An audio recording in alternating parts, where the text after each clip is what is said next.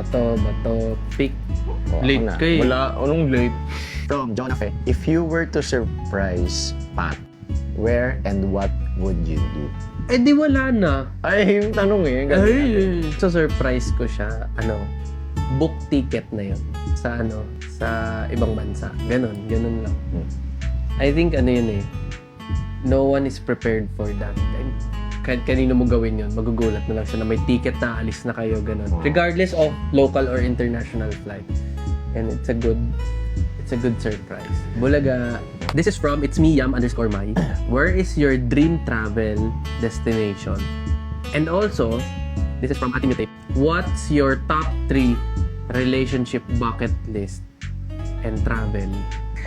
So, Paris lang yun. Yun lang yun. Yung bucket list naman sa relationship, maka-create ng BL movie or series yun. Basta kami dalawa yung bida, in short. Makabili ng bahay together, maka-create ng family together. Sa akin, dream travel destination, I think Europe. Anywhere in Europe. Pero gusto ko rin like Italy. Wow, Paris. Then bucket list namin sa relationship. First is yung makagawa naman talaga ng DL. So namin yun. And while being in a relationship, makapag-travel kami with our families din. Pwede rin local or international. And then third, to build a house talaga together. Even business together.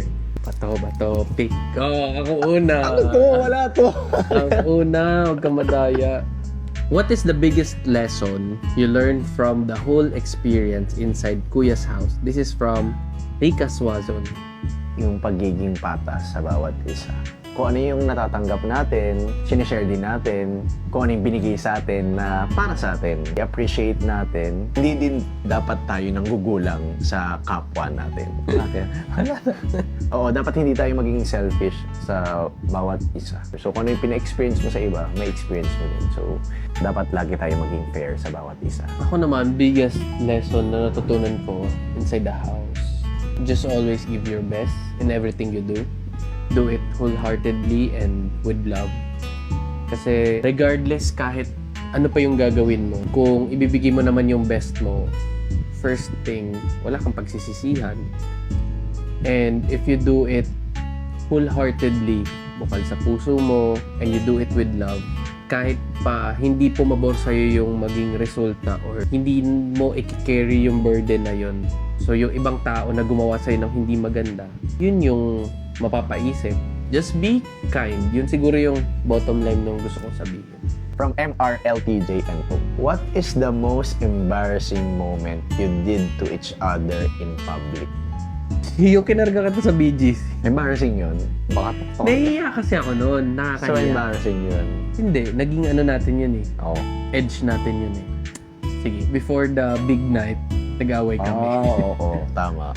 I think yun lang. Pero si Miss Kat lang yung audience namin. Oo, nakakahiya yun. May misunderstanding that time eh.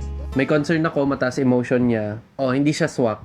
Tapos si Miss Kat yung sa amin, nag-middle. Naloka siya. In short. First time niya ko kita.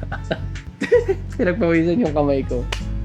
Ako naman, yung nag-away din tayo sa public. Ito public to kasi sa labas, sa may UST. Tapos may nakakita sa atin. Wala bang BBB niyan, no? Wala pa. May nakakita sa atin kasi may nabasa akong comment sa Blue Up na nagsabi na nakitan kami nag-aaway sa labas. Totoo. Hindi naman tayo nag-away. Yung nakita niya, hindi tayo magkasabay.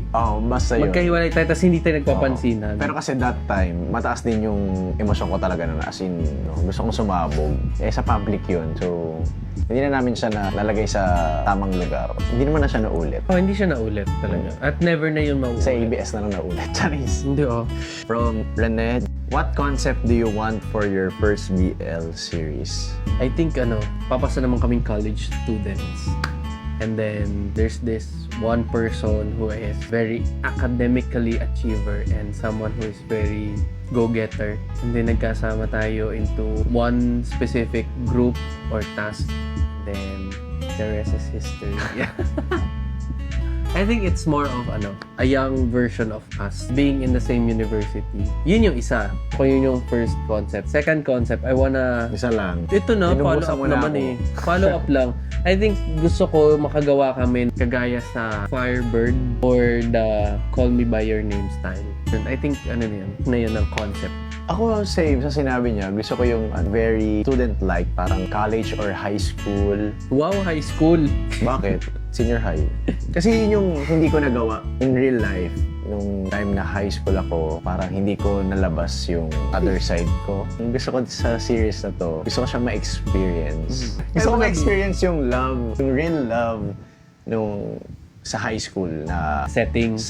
Wala kang follow-up concept. Gusto ko hate natin yung isa't isa. Hindi ko mapahig si Hachi. Hachi, no? At first, parang pwedeng ako na nayabangan ako sa kanya. Yung mga ganong, Nagagapuhan. ganon. Or insecure. Basta yung mga ganon. Kasi it turns out na crush ko pala, kaya ganon. Okay. Ang That's a lag good- So that's it for today's video.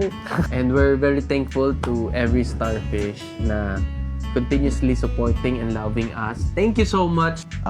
Kayo yun na andyan para sa amin. And malapit na What Lies Beneath on October 17 sa Netflix. And syempre mapapanood nyo rin yan sa I Want, sa Kapamilya Online Live, sa TV5, and sa ABS-CBN platforms. Again, maraming salamat po. Thank you so much.